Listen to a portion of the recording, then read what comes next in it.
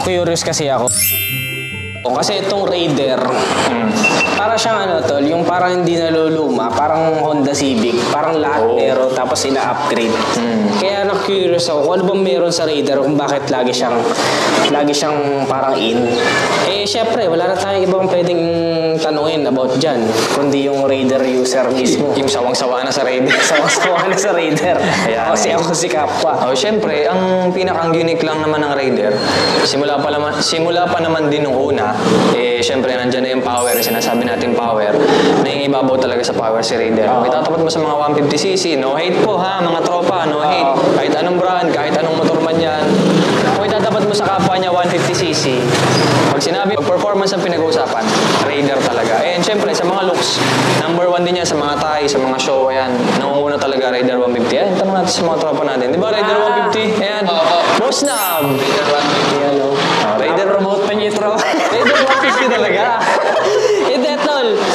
Ibig sabihin, masarap siyang formahan. Formahan, tsaka power. Tapos, kaya siya mabenta sa mga lalaki, sa mga rider, kasi yung speed na hinahanap nila, kasi yung iba mga speed monkey, di ba? Hindi na kasi talaga kukulangin sa power kapag Raider ang gamit. Kapag naka-Raider. Marami pa rin Raider users na, gusto pa rin kargahan. Kakargahan pa rin. Kulang pa rin yung stock. Kulang pa rin. Pero kung stock sa stock lang pag-uusapan, Raider 150 is enough.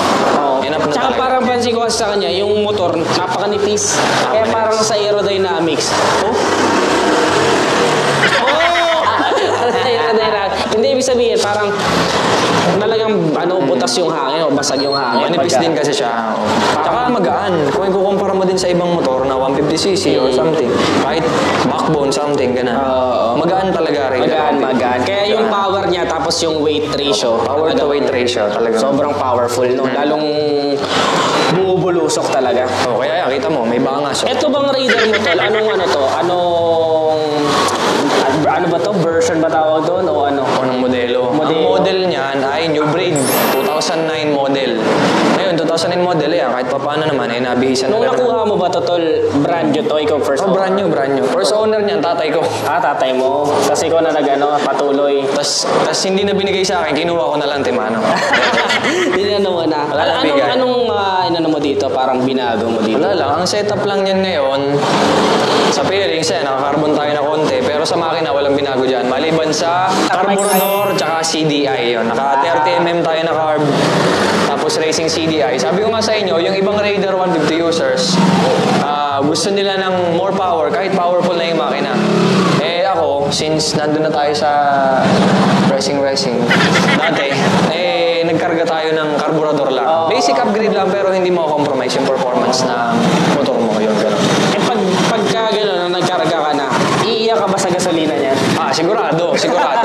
Huwag kayo maniniwala dun sa sinasabi ng iba na pag nagkarga ka, tapos itotono lang, magiging mas matipid sa stock. Scam yun. Maniwala kayo, kahit anong upgrade nyo. Kahit anong tono. Lalo na sa carburetor. Mas malaking carburetor, mas malaki jettings, mas malaki mga butas na dadaanan ng gasolina, mas malakas na konsumo ng gasolina yun. Kung ikukumpara mo sa stock na maliit lang naman yung carburetor, pag upgrade ka, with great power comes great gas consumption. Yun, nadali mo. Galing. Pero natutuwa ako kasi para ito yung nagpapatunay. Siga po kasi nakapag-angkas pa rin dito. Na pwede mo pagsabayin yung hilig mo at saka yung pagkakaroon ng OBR. Siyempre. Kahit ngalay yan. Oo, di ba, tol? Matusok. Yung mga kasing bago pa lang bibili ng motor, isa yun sa consideration nila. May angkas ako, kaya mo mag-angkas niyan.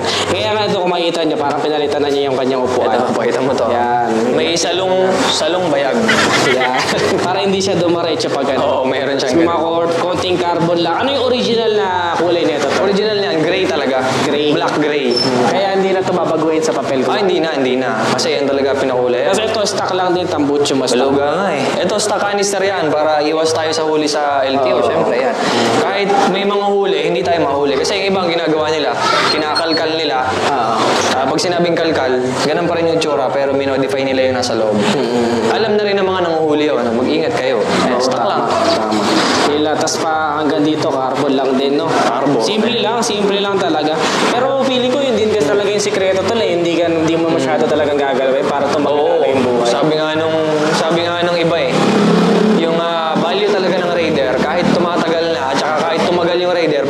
Talagang stock yung Raider, walang binago. At saka yun ang hinahanap ng mga naghahanap ng Raider 150. Yung Talagang stock lang. Ayaw nila nung kargado kasi Iba na yun, yung nagalaw na eh, no? wala na. Kaya nakakatuwa kasi ang dami talaga enthusiast. Actually, sobrang laki ng Raider community. Na napatunayan ko yun kasi halimbawa sa amin sa mga vlogger, halimbawa si Kapwa, kahit puro Raider lang yung ano niya, content puro talaga, niya. Ang puro. dami nanonood, ang dami interesado. So nakita ko kung gaano kalaki yung mga Raider community. Kaya na-curious ako kasi matagal na niya itong mini-maintain eh. Tsaka yun, nakikita ko din sa mga views niya. Talaga kabisado niya to, kinakalas niya yan, sina-assemble ulit. Hindi naman masyado. Nakikita ko eh. Pero may ang pinakang unique sa mga Raider 150 users, ang batean namin hindi busina. Ano? Ang batean namin karera. Pagka nasa Para wala stoplight, pagkaalaman. usually hindi bomba eh. Hindi busina ang batean namin. Ang batean namin bomba. Totoo yan, totoo yan. Kasi ano nga eh, kahit nakasakay na to sa Hilux eh, pag nakarinig siya ng tunog, Raider yun, alam Alam na. Diba? May unique na sound ang Raider 150 talaga. Ayun. So nakita natin yung community ng Raider, buhay na buhay pa rin hanggang ngayon. Sobrang solid ng Raider.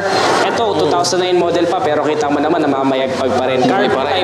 Carb type pa. Ngayon kasi may FI generation na rin. Iba pa rin yung community nila.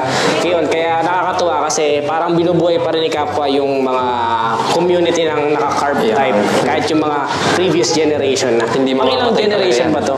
Parang, ang pagkakaalam ko, third gen yan. Kasi may first gen, second gen, third gen. Tapos, ang tawag na rin sumunod na gen yan, Reborn, Reloaded, bago yung FI.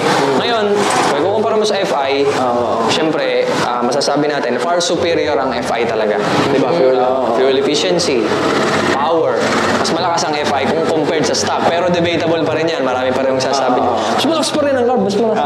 Pero siyempre, mas madami talagang nauna kasi ito sa sa industry, yung carb type. Legend na yan, kumbaga. May iba't iba palang generation yan, no? Meron. Kala ko kasi, ang alam ko lang generation, Gen Z. Yan. Millennials. Ayun, tol, salamat kasi natuwala ako sa Raider community. Ayan. Ano ba, tol? Last message. Shoutout sa mga kapwa natin Raider 150 users. Ayan, hanggang ngayon, alam naman natin yung motor natin is legend pa rin hanggang ngayon. Ayan, shoutout sa lahat ng mga gumagamit ng Raider. At hindi lang mga Raider, lahat ng mga kapwa natin motorista, especially mga naka-scooter man yan or naka-big bike. Shoutout sa ating lahat and gusto ko lang i-shoutout syempre yung Raider. Mabuhay ang mga naka-Raider. Mabuhay yung mga naka-Raider. Lalong-lalo na yung mga carb type. Yun. Salamat. Ayun, sa mga netizens natin dyan naka-Raider, comment kayo sa baba kung kilala nyo si Kappa or kung ano kayo, kung fan din kayo ng Raider. At saka sa mga Raider community, gusto din namin kayo ma-visit personally, no? Para mabigyan namin kayo ng mga regalo. Kung may mga community kayo, may mga group kayo sa lugar ninyo, comment nyo lang sa baba para ma-check namin yung inyong group at mabisita namin personally. Set tayo ng ride, no? Oo, siset kami. Para isasama namin si Kappa, tapos visit na regaluhan namin kayo. Bawa, mga shocks, ganyan, chain set. Tsaka NMAX, no? Yun, pwede din NMAX. Pero dito, Raider muna tayo. Yung NMAX, umay na sila yung NMAX sa akin eh. So yun, maraming salamat. Shoutout siya. Yun, maraming salamat sa panonood, netizens. Always keep it cool, ride safe always. Bye.